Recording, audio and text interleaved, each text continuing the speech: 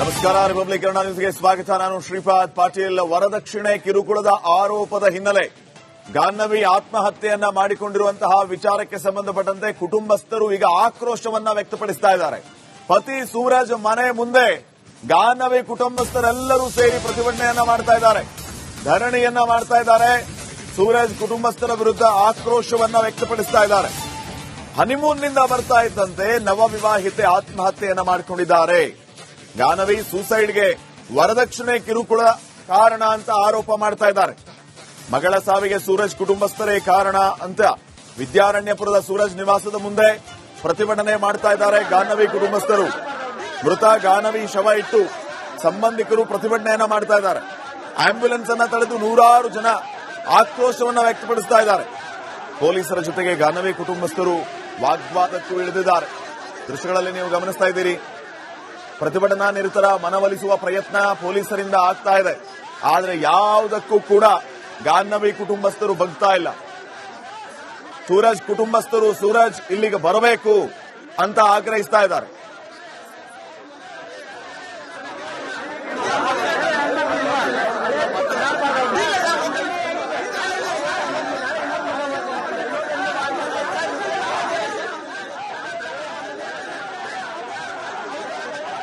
ಇನ್ನಷ್ಟು ಅಪ್ಡೇಟ್ಸ್ ಅನ್ನ ಕೊಡ್ತಾರೆ ಪ್ರತಿನಿಧಿ ರೆಹಮಾನ್. ಈಗ ಸ್ಥಳದಿಂದಲೇ ನೇರ ಸಂಪರ್ಕದಲ್ಲಿ ಜಾಯ್ನ್ ಆಗಿದ್ದಾರೆ. ರೆಹಮಾನ್, ಈಗಾದರೂ ಮನವೊಲಿಸುವ ಪ್ರಯತ್ನ ಆಗ್ತಾ ಇದೆಯಾ?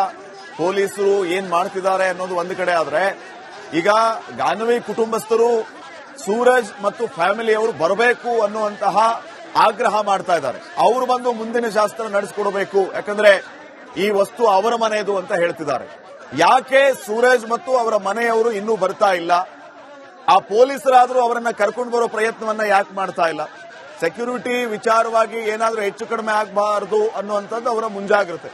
ಆದ್ರೆ ಮುಂದೆ ಏನು ಇದಕ್ಕೆ ಹಿಂಗೇ ಪ್ರತಿಭಟನೆ ಮಾಡೋದಾ ಏನು ಅಂತ?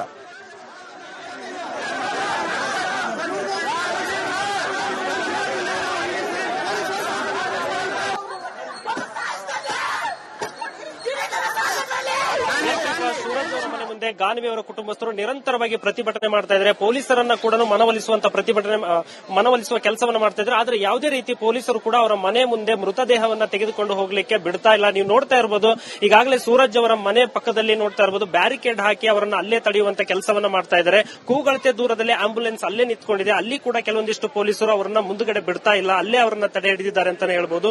ನೋಡ್ತಾ ಇರಬಹುದು ನೀವು, ಸಾಕಷ್ಟು ನೂರಾರು ಜನರ ಸಂಖ್ಯೆಯಲ್ಲಿ ಈ ಸೂರಜ್ ಅವರ ಮನೆ ಮುಂದೆ ಗಾನವಿ ಅವರ ಕುಟುಂಬಸ್ಥರು ಬಂದಿದ್ದಾರೆ.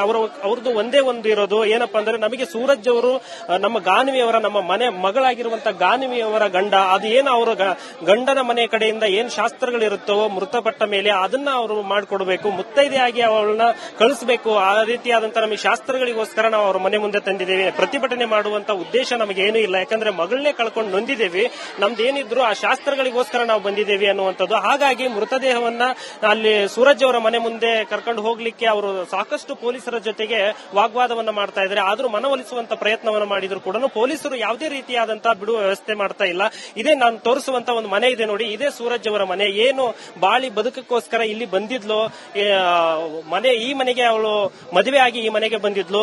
ಇದು ನೋಡ್ತಾ ಇರಬಹುದು, ಇದೇ ಸೂರಜ್ ಅವರ ಮನೆ. ಮನೆ ಮುಂದೆ ಕೂಡ ಕೆಲವೊಂದಿಷ್ಟು ಡಾಗುಗಳಿದಾವೆ. ಆದ್ರೆ ಯಾವುದೇ ರೀತಿ ಪೊಲೀಸರು ಕೂಡ ಒಳಗಡೆ ಹೋಗ್ಲಿಕ್ಕೆ ಆಗ್ಲಿಲ್ಲ, ಈ ಗೇಟ್ ಅನ್ನು ಕೂಡ ತೆಗಿಲಿಕ್ಕೆ ಆಗ್ಲಿಲ್ಲ ಅಂತಾನೆ ಹೇಳ್ಬೋದು. ಯಾಕಂದ್ರೆ ಮನೆ ಒಳಗಡೆ ಡೋರ್ ಕ್ಲೋಸ್ ಆಗಿದೆ, ಒಳಗಡೆ ಇದಾರೋ ಇಲ್ವೋ ಅನ್ನೋ ಮಾಹಿತಿ ಕೂಡ ಯಾರಿಗೂ ಕೂಡ ಗೊತ್ತಿಲ್ಲ.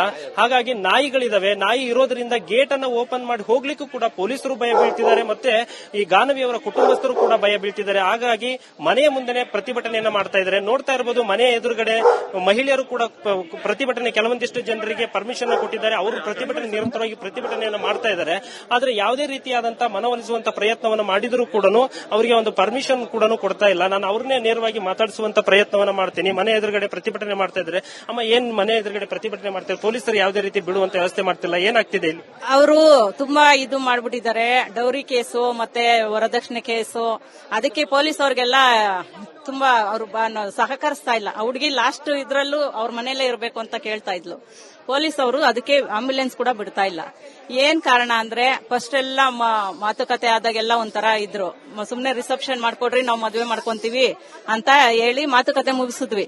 ಆಮೇಲೆ ಹುಡುಗ ಏನ್ ಒಡವೆ ಇದೆ, ಏನ್ ನಿನ್ಗೆ ಎಷ್ಟು ಬರುತ್ತೆ, ಎಷ್ಟು ಅಕೌಂಟ್ ಅಲ್ಲಿ ಹಾಕೊಂತೀಯ ಕಾಸು, ಕಾರ್ ನಮ್ಗೆ ಬೇಕು. ಮದ್ವೆ ಆಗಿದ ತಕ್ಷಣ ಎಲ್ಲ ಸ್ಟಾರ್ಟ್ ಮಾಡಿದ್ರು. ಮದ್ವೆ ಏನು ಹೇಳಿ ಬಚ್ಚಿಟ್ಟಿದ್ದಾರೆ ಅಂದ್ರೆ ಆ ಹುಡುಗನೇ ಅಲ್ಲ, ಅವನು ಕೋಜದವನು. ಅವನ ಏನು ಮಾಡ್ತಾ ಇಲ್ಲ. ಸುಮ್ನೆ ಟಚ್ ಮಾಡು ನೀವು ಸೂರಜ್ ಅಂದ್ರೆ ಅವೆಲ್ಲ ನನ್ಗೆ ಇಷ್ಟ ಆಗಲ್ಲ. ಅವರ ತಾಯಿ ಕೂಡ ಇಲ್ಲೇ ಇದ್ದಾರೆ, ಅವ್ರನ್ನೇ ನಾನು ಮಾತಾಡಿಸುವಂತ ಪ್ರಯತ್ನವನ್ನು ಮಾಡ್ತೀನಿ. ಅಮ್ಮ, ಯಾಕೆ ಇಲ್ಲಿ ಮೃತದೇಹ ಬಿಡ್ತಾ ಇಲ್ಲ?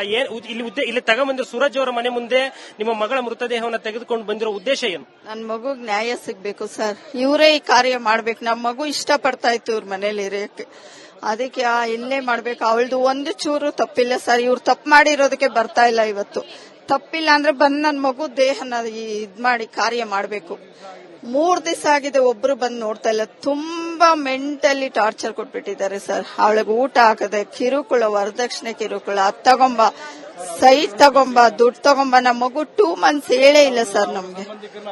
ಅವ್ರನ್ನ ಕರೆಸ್ಲೇಬೇಕು, ನಾವು ಮಾಡ್ತೀವಿ. ಇಲ್ಲ ಅಂದ್ರೆ ಅವ್ರು ಬಂದಿಲ್ಲ ಅಂದ್ರೆ ಇದೆಲ್ಲ ಒಡೆದು ಇಲ್ಲೇ ಮಾಡ್ತೀವಿ. ಅವ್ರು ಬಂದಿಲ್ಲ ಅಂದ್ರೆ ಒಡೆದು ಬಿಟ್ಟು ಇಲ್ಲೇ ಮುಚ್ಚಿಬಿಟ್ಟು ಹೋಗ್ತೀವಿ ನಾವು. ಆಯ್ತಾ?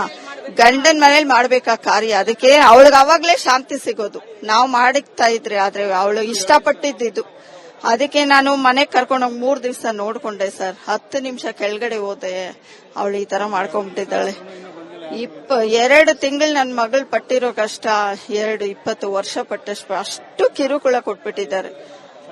ಅಷ್ಟು ಇದು. ಅವರ ಫಾದರ್ ಮಾತಾಡ್ತಾರೆ, ಕೇಳಿ ಸರ್. ಗಾನವಿಯವರ ತಂದೆ ಕೂಡ ಇಲ್ಲೇ ಇದ್ದಾರೆ, ಅವ್ರನ್ನು ಕೂಡ ಮಾತಾಡಿಸುವಂತ ಪ್ರಯತ್ನ ಮಾಡ್ತೀನಿ. ಏನ್ ಸರ್, ಈ ಪೊಲೀಸರು ಬಿಟ್ಕೊಡ್ತಾ ಇಲ್ಲ? ಸರ್, ಪೊಲೀಸ್ನವರು ವ್ಯವಸ್ಥೆ ಮಾಡ್ತಾ ಇದ್ದಾರೆ. ನಮಗೇನಂತಂದ್ರೆ ಅವರು 3 ಜನ ತುಂಬಾ ಕಿರುಕುಳ ಕೊಟ್ಟಿದ್ದಾರೆ. ಅವ್ರು 3 ಜನನೂ ಅವರಿಗೆ ಕಾನೂನು ಪ್ರಕಾರ ಏನ್ ಶಿಕ್ಷೆ ಆಗಬೇಕು ಖಂಡಿತ ಆಗಬೇಕು ಸರ್. ಅವರಿಗೆ ಬೇರೆ ಯಾರಿಗೂ ಈ ತರ ಮೋಸ ಮಾಡಬಾರ್ದು. ಅವ್ರ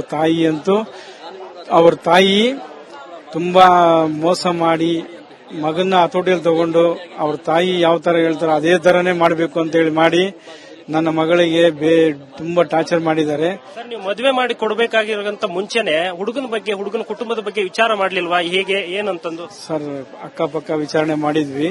ತುಂಬಾ ಒಳ್ಳೆ ಹುಡುಗರು ಅಂತ ಹೇಳಿದ್ರು. ಆ ಹುಡುಗ ಈ ಫ್ಯಾಮಿಲಿ ಪೂರ್ತಿ ಡೀಟೇಲ್ಸ್ ನಾವು ತಗೊಂಡಿಲ್ಲ. ನಮ್ ತಿಳಿದವ್ರ ಮಟ್ಟಿಗೆ ನಾವು ಆ ಕಡೆ ಈ ಕಡೆ ವಿಚಾರಿಸಿದ್ದಕ್ಕೆ ಒಳ್ಳೆಯವರು ಅಂತ ಹೇಳಿದ್ರು. ಅದಕ್ಕೆ ಮುಂದುವರೆದ್ವಿ ಸರ್.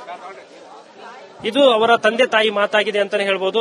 ಈ ಸೂರಜ್ ಅವರ ಮನೆ ಮುಂದೆ ಬ್ಯಾನರ್ ಕೂಡ ಹಾಕಿದ್ದಾರೆ, ಕಾಣೆಯಾಗಿದ್ದಾರೆ ಅಂತಂದು. ಯಾಕಂದ್ರೆ ಇಲ್ಲಿವರೆಗೂ ಇಷ್ಟು ಪ್ರೊಟೆಸ್ಟ್ ಆದ್ರೂ ಕೂಡ ಯಾವುದೇ ರೀತಿಯಾದಂತಹ ಮನೆ ಒಳಗಡೆ ಇಂದ ಯಾರು ಕೂಡ ಹೊರಗಡೆ ಬಂದಿಲ್ಲ. ಮನೆ ಒಳಗಡೆ ಇದಾರೋ ಇಲ್ವೋ ಅನ್ನುವಂತ ಮಾಹಿತಿ ಕೂಡ ಇಲ್ಲ. ನೋಡ್ತಾ ಇರಬಹುದು, ಇದೇ ಇಲ್ಲೇನಿದ್ದಾರೆ ಗಾನವಿಯವರ ಒಂದು ಗಂಡ ಏನಿದ್ದಾರೆ, ಪತಿ ಸೂರಜ್, ಇದು ಅವರ ಫೋಟೋ. ಗಾನವಿಯವರ ಅತ್ತೆ ಏನಿದ್ದಾರೆ ಜಯಂತಿ, ಅವರ ಫೋಟೋನು ಕೂಡ ಹಾಕಿದ್ದಾರೆ.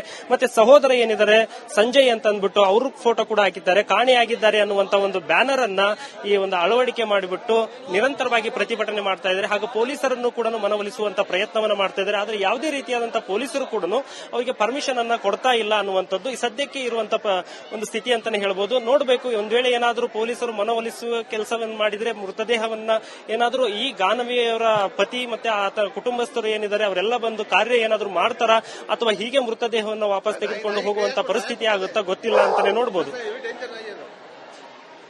ಓಕೆ, ಥ್ಯಾಂಕ್ ಯು ರೆಹಮಾನ್ ಮಾಹಿತಿಗಾಗಿ.